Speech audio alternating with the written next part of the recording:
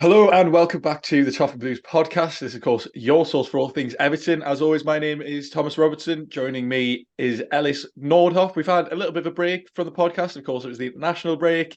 Ellis decided to take a little holiday. Not sure if we granted him that holiday over here at the Toffee Blues, but took it nonetheless. Ellis, we are back, of course. Since we last spoke, there's been a fair bit of news that we're going to get our teeth into today. Mainly surrounding the takeover of the club. Of course, aside from all that, there is still football to talk about. But Ellis, you have a nice holiday, mate? I did, yeah, really good actually. There was not short of Everton news while I was away though. No, I mean, there's not been a quiet minute. It feels for the past couple of weeks, really. Every day, there's been a new bit of breaking news. I mean, I think Liverpool Echo are just working overtime. They're just pumping out articles. Our friend the Esk, of course, is very busy as well. So we will be getting into all of that. But before we get into the takeover news, it is important, first of all, that we talk about Arsenal. We do like to review every match that we have played. Of course, it was quite a few days ago now. So we're going to kind of look at it from a perspective of we're 5 games into the season now. We are on 1 point. We know that we picked up that 1 point against Sheffield United. If we looked at the fixtures at the start of the season, probably would have expected quite a few more by this point in time. However, the Arsenal match was a very different one to what we've seen so far, I think, Ellis. I think that against Fulham showed really good attacking intent. We've looked pretty good going forwards. Saying that, we haven't been scoring goals, but in terms of creating chances, in terms of getting up that XG, which everyone's going mad about, that's all looked pretty good. But of course, Arsenal come to town, and it was quite a different story. Yeah, it really was. It was a unique game of football, really. We probably won't have a lot of games similar to that this season, and Arsenal were much superior, which, yes, we expected them to be better than us, but this was much, much superior. And I was quite disappointed with the performance. I thought that attacking wise, we did not have much at all. Whenever we received the ball, we just didn't use it very well. I'd say we defended well for majority of the game. The fact that they only beat us through a superb set piece shows that we did defend well and we did limit chances. As you said about XG before, we did limit them to some of the lowest they've had all season. But when you're not doing anything when you regain possession, then it doesn't count for much because eventually they're just going to score against you, aren't you? And then if you can't hit back, you're done. Yeah, I think that was the most frustrating part of the day. We just, anytime we did get the ball back, we were just immediately giving it away. There was just such a lack of composure from pretty much everyone in the midfield. Fairly disappointing performance, I'd say, from the likes of Gay and Onana. They really didn't have their best game in the Everton shirt. And of course, we did limit them to 1 XG. And looking at the stats of this, it looks like we have some of the highest pitch tilt of the season so far.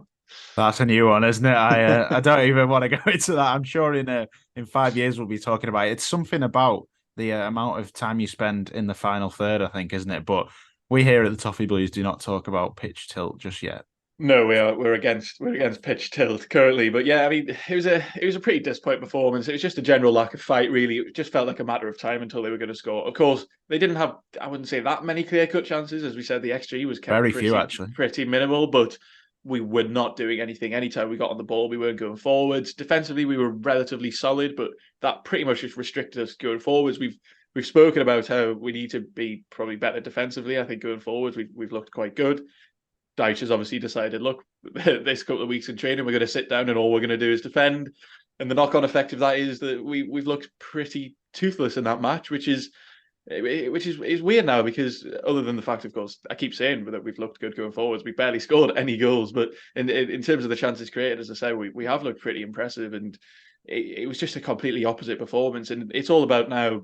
Surely we've just got to find that balance. We've got Brentford coming up on Saturday. Very different side to Arsenal. It's going to be a very different kind of game. But I don't know. What do you make of it, mate? Do you see us finding that balance? Do you see it being more like of an Arsenal performance where it's backs to the walls, more of a Fulham, somewhere in the middle? I really don't know what to make of us at the moment.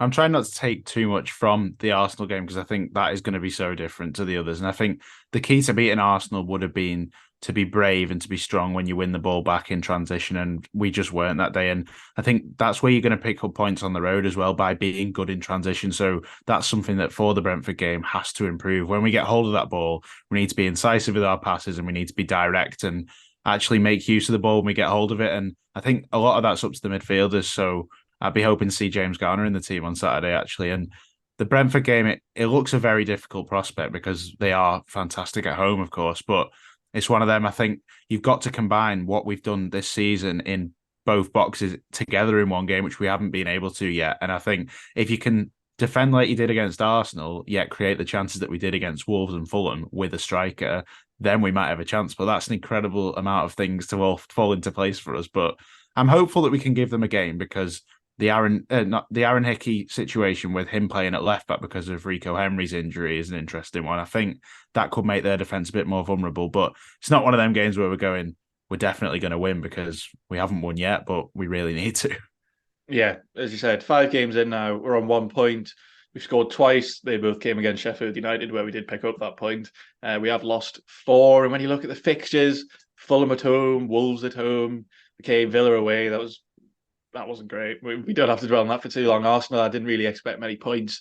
Did expect to beat Sheffield United, and I think we've already dropped quite a few crucial points this season. But then on the other hand, you look at Brentford quietly not having a tremendous season. I mean, they are on 6 points. They've only lost once, but they've only won 1 game as well. They've picked up 3 draws, and I think they've rescued a couple of those draws as well. It hasn't exactly been, well, there's no such thing as a convincing draw, but if you know what I mean, it wasn't like set in stone. A couple of them they did have to rescue late on. And Brentford aside, who've had a fairly mixed start to the season. Last season were pretty solid defensively. They've already conceded 6 this year, and as you mentioned there, Rico Henry out for the rest of the season, a major part of that defence. So yeah, you mentioned there about Aaron Hickey. If we go down our right hand side, down their left hand side, it's definitely something that we could expose. And Brentford aside, who maybe they haven't quite looked themselves from last season. They have rescued a couple of draws late on, and they've only picked up 3 points so far. I know that's one more win than us, of course. The lofty heights of getting 3 points, but.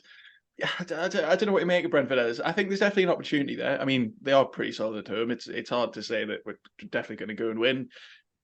Could we pick up a point? Probably, but I think there is a chance to win. But Brentford this season, kind of hard to kind of gauge what they're going to be like on Saturday. Yeah, I think a lot of credit has to be given to Thomas Frank for how he's managed to set them up without Ivan Toney. That was always the story around Brentford this season, wasn't it? How are they going to deal without him? And so far, I think they've dealt pretty well. From the points tally, yes, it isn't brilliant, but the Bournemouth game, they stole that, really. They didn't deserve a point there. And then they absolutely dispatched of Fulham, which was superb for them. And then the Tottenham game, I thought they played really well in that 2-2 draw as well. And we know how good they are at home. We know what they're like. We haven't actually won at the GTEC Community Stadium yet. So, of course, it is going to be a difficult task. But I think that there's a chance with the defensive deficiencies they've now got, they might have to bring in one of their right backs, like Roeslev might have to come in. I was speaking to Lewis from Besotted yesterday, actually, and he was telling me about how that is a worry for them. They are worried about their fullback situation. But then I said to him, we're worried about our fullback situation as well, aren't we? Because we've still got our captain out and the fullbacks are struggling for form at the moment, really. So it could just be the game decided by whose fullbacks play better. Yeah, definitely. And fullbacks is definitely something we could talk about because before the international break, it looked like Mykolenko was pretty much out the reckoning. It seems like maybe he wasn't fully fit now. So going off what Dyche has said, he's gone away in the international break, had a fairly good game against England. I didn't watch much of it, but I watched parts of it and he looked relatively solid. And then he came back to the side against Arsenal and it was Nathan Patterson that's been dropped. Patterson, of course, we've mentioned him quite a few times on the pod, had a bit of a shaky start to the season. We want to see him develop. We want to see him given the opportunity to develop because at the moment he's kind of just been thrown straight into it because, as you mentioned, Seamus Coleman's still injured. Ashley Young is playing on either side, but he's not an out-and-out right back by any means. So, I don't know. Do you expect to see Mykolenko in the side again? Absolutely, without a doubt. I thought he was one of our better players against Arsenal. I thought he dealt with Saka pretty well on the whole. Not perfect, but you wouldn't expect a perfect game against a player of Saka's quality. And I think he really was solid. He doesn't get forward, does he? We know that. And hopefully that is something that can be coached into him because it does affect us quite a lot when you have fullbacks who aren't getting that far forward. You know, with Young on the other side, who's 38 years old, you then lose a key element of your team if your fullbacks aren't getting up. But Mykolenko as a defensive fullback is pretty solid on the whole. He's had some very shaky moments in recent months, but from what I saw against Arsenal, gives me a bit of hope that he can really just stay in that left back position for now. And my next hope would be for Patterson to do the same. And I thought really it was a bit harsh that he didn't start against Arsenal. I did call for it because I just thought he needed a bit of time out of the spotlight, but he played quite well against Sheffield United. So hopefully he can build on that. And in reality, he's the right back that we want to see starting every game because he's the one that's going to be here in potentially 2-3 years. Yeah, if Mikalenko can put together a good run of form, then we can pretty much solidify that left back spot, and it does give that breathing room for Patterson, where Young can play there, and maybe eventually when Coleman comes back, literally no idea what the time frame is on that one. I've not seen anything about that for months really. I've got no idea when Seamus will be back, but elsewhere, we didn't see Jack Harrison against Arsenal. Looks like we probably won't see him again this week. We thought he might be fit after the international break. That looks like it's kind of just trundling along. But elsewhere, everyone looks pretty relatively fit. We had Calvert-Lewin back, who we didn't get to see him in a 2 with Beto yet, but let's see if we might see that against Brentford, because that's Won't be exactly long, what that. we want to see. Oh yeah, I can't wait for it if we get to see that. But Calvert-Lewin back fit, McNeil back fit. The only player we are really missing now, apart from Coleman, is Jack Harrison. What do you make of Harrison, though? And I know it was the reason that Villa didn't sign him, because he was going to be injured for quite a while, but we did kind of assume that he'd be back after the international break. That's kind of what we were told, I think. I think we all pretty much expected that to happen, but now a couple of games after, we still haven't seen him in an Everton shirt. To be honest, I think he's probably pretty much fit now, and it's just getting to that Dyche fit level that we talk about. I think that's probably the situation with him now, because he is training, isn't he? He was on the training photos this week, and we're really looking forward to getting him in the team, because it's another option, isn't it? Whether he starts or not, he will just be an option from the bench. Or I think he's a player that's going to bring a lot to us with those 12 goals and assists he got for Leeds last year. That's invaluable for us, isn't it? And I think you'll see Dwight McNeil get a bit fitter now as well. So that's kind of like another player coming back from injury, because he should be a lot better than he was in the first 2 appearances that he made since his injury. So that's a good sign as well. Calvert-Lewin is, hopefully he can get some more minutes. Like you say, I'd absolutely love to see the 2 up front, and I think that'll probably come in the Luton and Bournemouth games. It'd be interesting if he did it against Brentford. That'd be extremely brave, but I'd be excited, and I think that could give us the lift that we need, because really those 2 fellas up front are going to hold the ball up, and the only worry really is the midfield, whether that can be stable in a 2, because it hasn't looked that stable in a 3. So that's the worry, isn't it? But for me, sooner rather than later, I think we'll see that 2 up top. But the other injuries to come back, Dele Alli as well. Of course, we've got 6 or 7 games we can use him for, so he's due to come back. And then Seamus, I think we'll really benefit from Seamus being back, to be fair. I think if he is anything like he was last season, then he'll be a valuable member of the squad, even if he doesn't start every game, just to take Patterson out of the limelight when he needs it. Yeah, definitely. And Dele Alli, I completely forgot he was there for a minute until you mentioned that. It does seem like we have a few games. I don't know if we'll ever see him again in an Everton shirt, to be fair. I don't know if Dyche will fancy him. He's probably a long way off fitness as well, and getting up to speed with the rest of the squad. But hopefully we might get a glimpse of Jack Harrison. As he said, I don't think we'll end up seeing the Beto Calvert-Lewin link up front just yet, because that would be incredibly brave to go for that. And where the midfield's looked relatively shaky against Arsenal, there's been cries for Onana to play in that 6 role where he plays for Belgium. We saw a bit more of that against Arsenal, and he looked a bit shaky again. We kind of just don't have that player. Maybe somewhere Jimmy Garner can go if he managed to fight his way back into the side, because at the end of the day, it looks like Dyche was only putting him in the side because he could play on the right, but doesn't fancy him centrally, which I find quite interesting. Hopefully we do see him, though. If we stick to that 3 midfield, I don't think he can take Decore out is the problem. I think Decore is still a relatively big threat for us going forwards, which feels ridiculous to say. He ended up being pretty much like the Dyche top scorer last season, and you can't really drop Onana or Gay as well, so it is really tricky to see where Garner gets in, but hopefully we do see him get some minutes going forwards. But don't know, have you got any predictions for the match, Ellis? I think it'll be a score draw. I think we're unlikely to keep him out, and I think we will get a goal. I think that's the attacking signs are there, and I do think we'll score, but I can't really see us winning. I'd love to say it, and I think we need it, don't we? We need that massive performance away from home to really kickstart our season, but I do think it'll be a draw, so I'll probably go 2-2. 2-2, yeah, pretty solid. I'm going to go for a 1-1. I think that we're not going to be open enough to create that many chances. It's going to be on the road. We know what Dyche is like when we go away from home. It's far more compact than we do get to see at Goodison. But I'll go for a 1-1. I think we definitely can pick up a point. I think there's weaknesses in their side that some teams have managed to kind of expose a bit this season. Newcastle only beat them 1-0. Newcastle have also had a relatively strange start to the season, though. And I think if you look at that on the face of it, I want to be walking away with a minimum of a point, if not 3. We can't keep losing games. We can't be 6 games into the season with 2 points. No way. I think we get with 1 point really if we lose the game, and yeah, we absolutely need to start picking up points. Hopefully a win. That's coming up tomorrow. It's the evening kickoff, of course. The slightly inconvenient Brentford away at 5:30 on a Saturday. Yeah, But especially when you're going like me. yeah, Very that's inconvenient. not ideal at all. But that's pretty much all we could talk about football wise. I think because there is so much news elsewhere at the club that we are going to have to get our teeth into. I think since the last time that we spoke on the podcast, it has been announced. It's been relatively out there for quite a while now. Club announced that 777 Partners are purchasing Mashiri's 94.1% in the club. That is subject to, of course, all the approval from all the regulatory bodies. Now, there's been a lot of conflicting reports about whether that is going to be particularly feasible, especially earlier on when it was announced. The ESC seemed pretty convinced that they didn't have the funds to be able to do that it wouldn't pass. There's been more rumours now it came out in the Athletic, of course, didn't it, that they are loaning us money, seemingly on like a weekly or a monthly basis, to basically just keep us afloat until they can pass all the process, which is a really worrying sign for the club that the people who are buying us are now having to keep us afloat before they've even injected any major money into the club.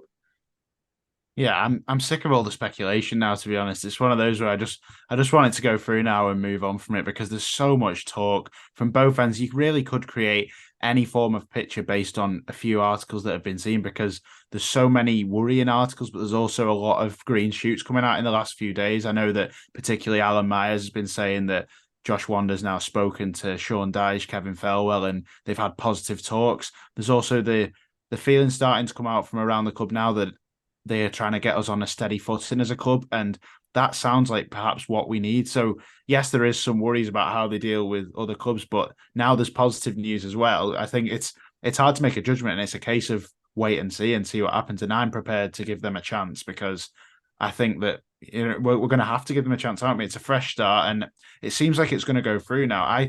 From what I've heard, like from the Bobble and other people, it seems like that they've showed proof of funds and they've pretty much shown that they're going to get through the ratification process, and it's just a bit of a formality now. But we'll have to wait and see on that. But for me, yeah, fresh start, and I just hope it goes well because we need some success, don't we? And we need stability. And if they can get us on a financially even footing, then that's exactly what we need, isn't it? Even if it's not the most exciting of things, if they can make us stable and make the club earn money itself and run itself, then that'd be fantastic.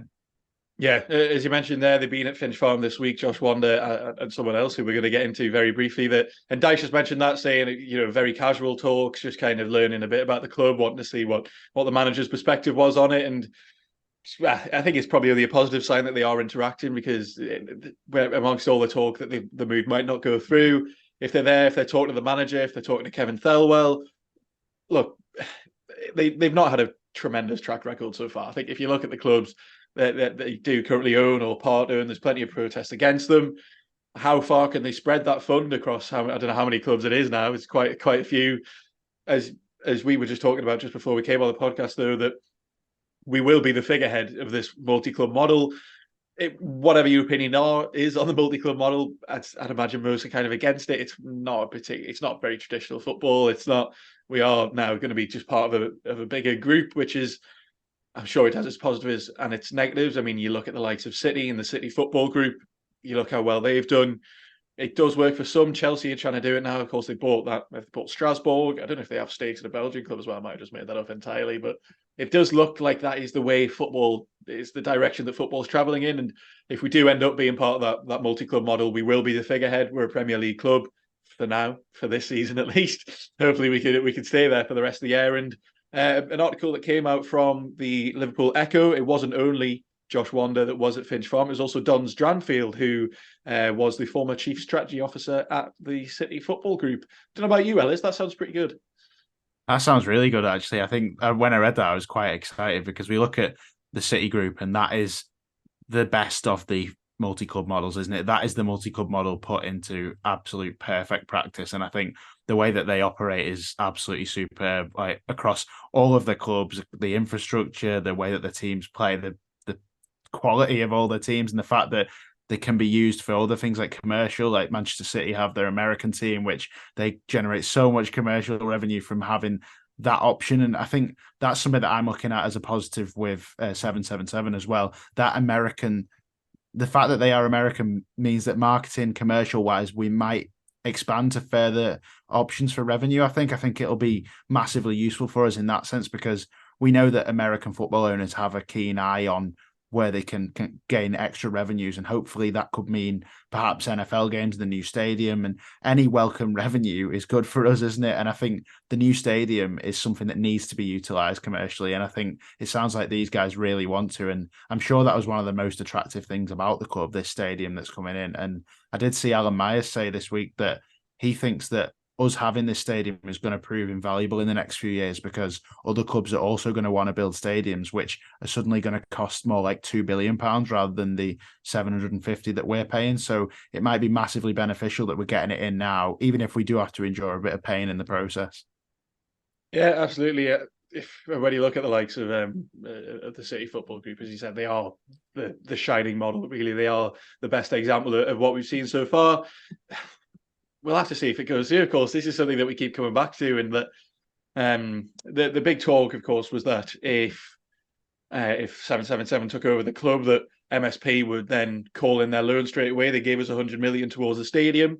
That was potentially a stumbling block, or right to media funding. Of course, that elusive company with no employees, no assets, no nothing, that just lend everyone money in the in the Premier League, and that.